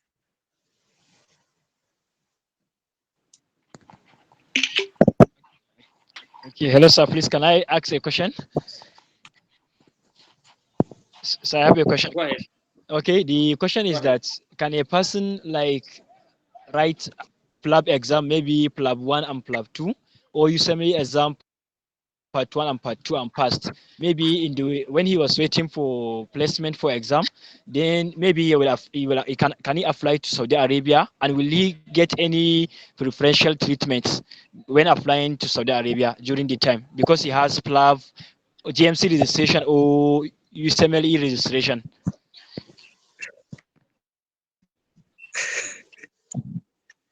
Well, except if situation changes, but as it is, I don't think by the time you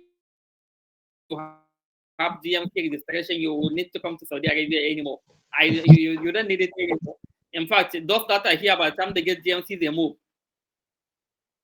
So by the time you get GMC, you don't have to, because even when you come, it is unlikely that that will add additional advantage for you, but you don't really need it. For getting placement, once you have the GMC registration, or when you have your complete body, getting placement usually doesn't take time.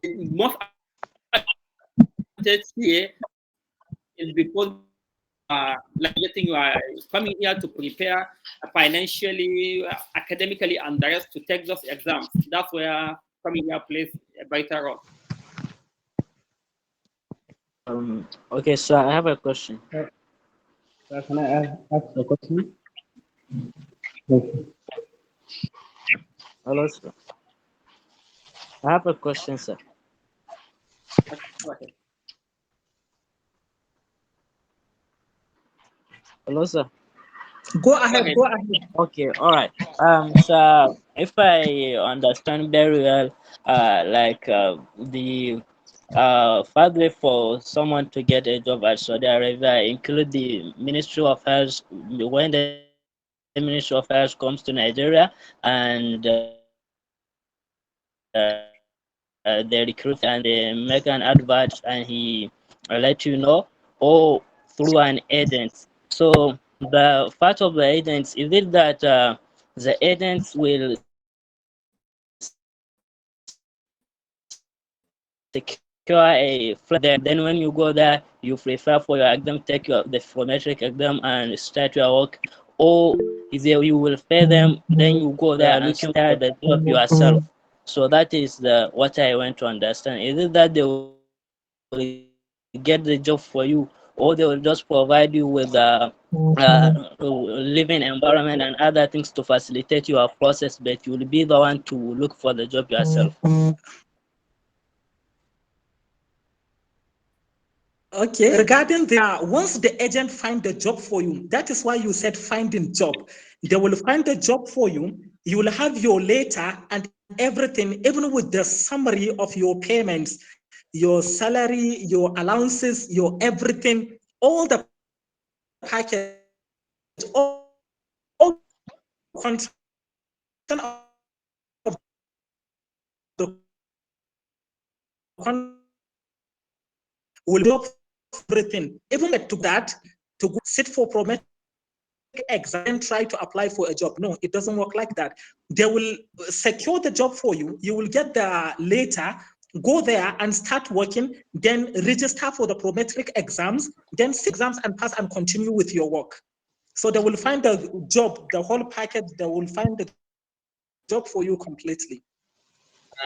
I have additional few questions here. This one says, what is the possibility of getting residency training in Qatar or UAE? Because we said it is not available in Saudi Arabia. Yeah, Yes. it's actually possible to get it in Qatar, though the steps are quite very strict. But actually, it's possible. I know, at least I know that of Qatar, get a residency training is possible there. And someone asked about experience working with NGOs, if it will be counted. Well, unfortunately, you'll be taken here as working on a field, working in a field as only NGO might not really count, but there's always a way you actually sugarcoat working in NGO. Actually, you can always add a clinical word to the something. You understand? You can come as a clinical epidemiologist or something like that. So, but what they need is actually they need a clinical experience. And there's another question that says, when we, the young medical students, start preparing for exams, lab, USMLE, if I would say immediately one gets to 400 level, as soon as one gets to 400 level, I think that is the time to start preparing for taking the exams. Because why I wouldn't say right from preclinical, because I know how rigorous usually our training is at the preclinical level. So, but people get streamlined when they get to the clinical side. So as soon as you get to clinical side, that's when you start preparing for the exams, actually. Because that time you find out that you have not lost touch with the stop is in contact with the clinical stop. So that is the best time, actually. If you've not written the international exams till after you've graduated, you're already getting late.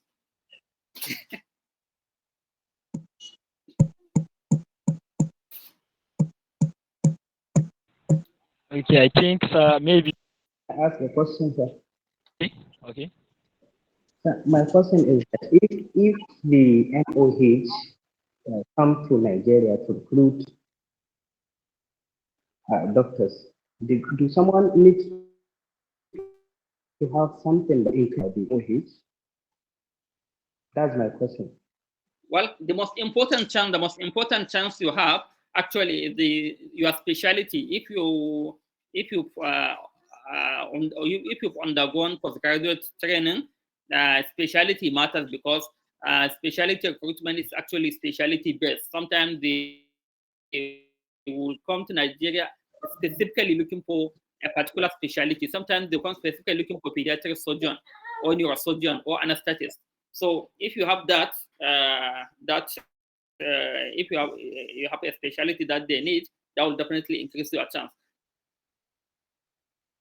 But as years of experience actually increases your chance.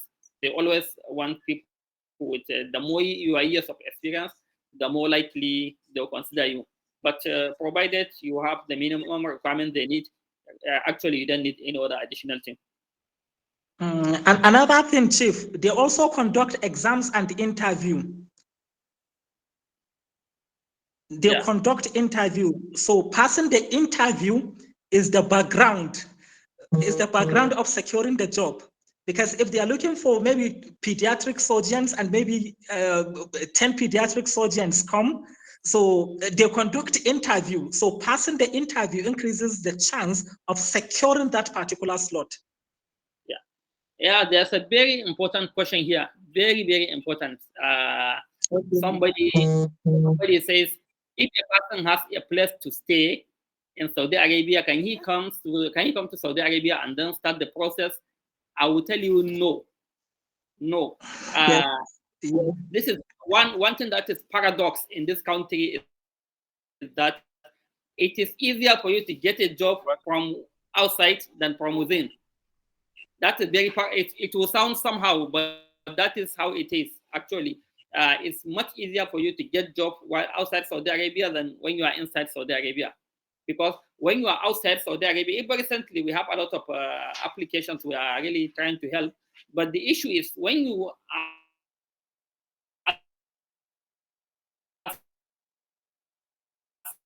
we speak without licensing exam, without the license to practice. You can come and then you write your license exam on the job. But if you are in from within, they will insist you have the license exam and everything. So actually, it's easier from outside. It's quite paradox. The thing is, the job will not be even secured, because even the visas are different, Chief. We have visiting visa and we have job visa. The visas you get when you get a job from outside Saudi Arabia is job visa. So when you come, it is considered they have everything in their computer, they have everything in their system. But let's assume you are a doctor here and you have a wife whom happen to be a doctor. So it will be better for her to even secure the job from Nigeria before coming to Saudi Arabia, so that her entry visa will be job visa. But if she's in Saudi Arabia with you as you know, to secure the job will be very difficult, because her visa for the application is not for job securing. It's not job securing visa. You get it? So you have to, she has to go back, even if they will give her the job, so it will still be better for her to go back to Nigeria, accept the job, and then come in with a working visa. So this is how the thing is. In addition to this, the Ministry of Labor has actually relieved some steps there before it actually strict, but now they've opened a situation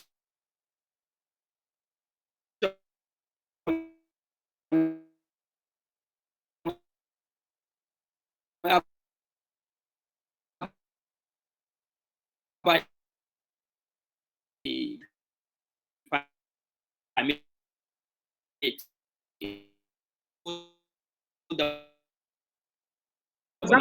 independent to being independent, working identity, resident identity. Yeah, but before back, it wasn't yeah, when I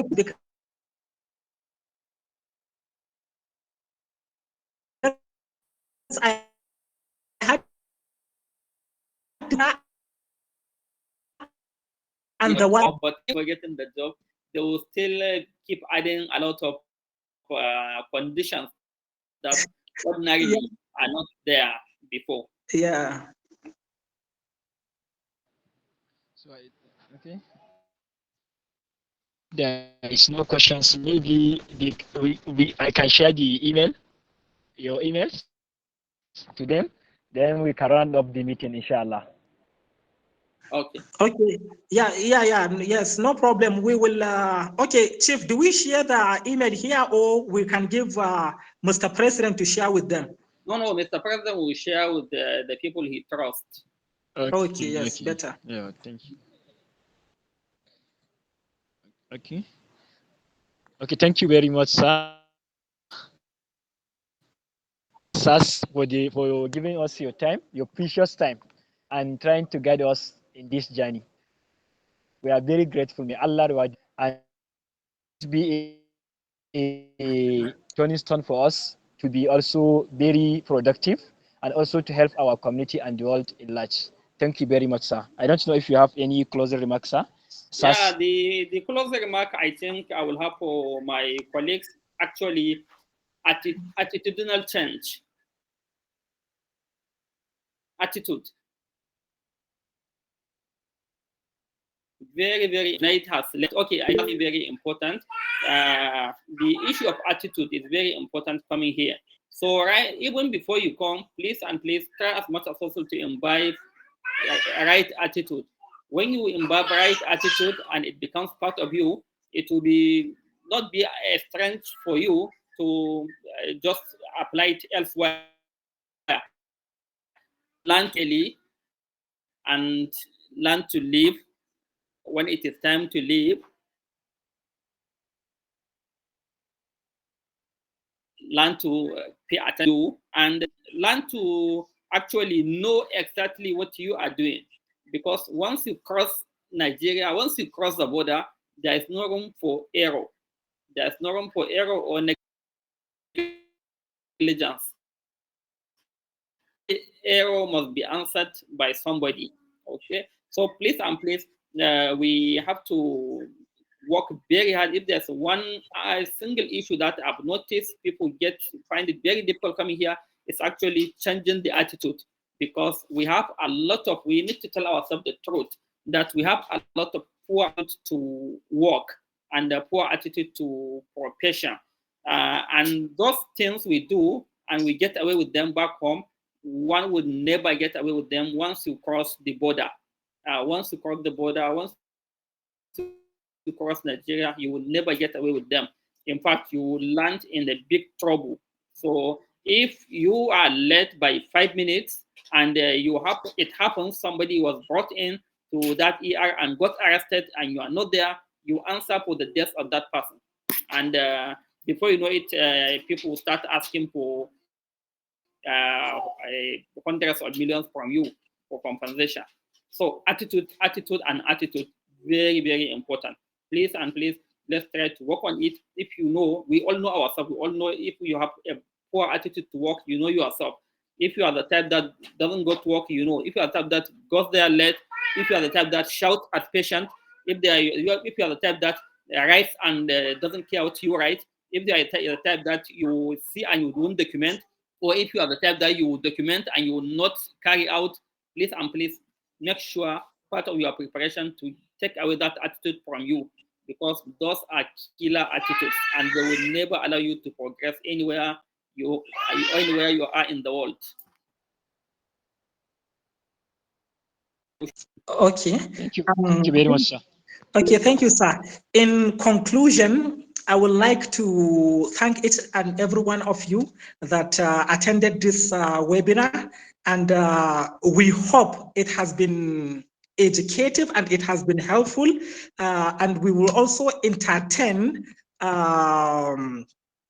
questions regarding this journey through our mail that will be shared by to trusted people by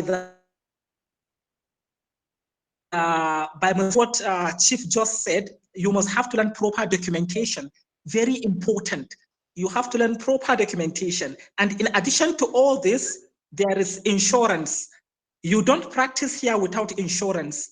Because even if you don't, your HR from the admin, they will keep calling you, doctor, where is your insurance? Doctor, where is your insurance? Because there may be some legal cases, there may be medical legal problems. So you don't practice for one day without your medical insurance. We have a lot of insurance company here where you can register with them and they can cover you up to 100,000 real, up to 300,000 real, up to 500,000 real, depending on the coverage you want. So thank you very much for being here, and I hope it has been helpful. Thank you.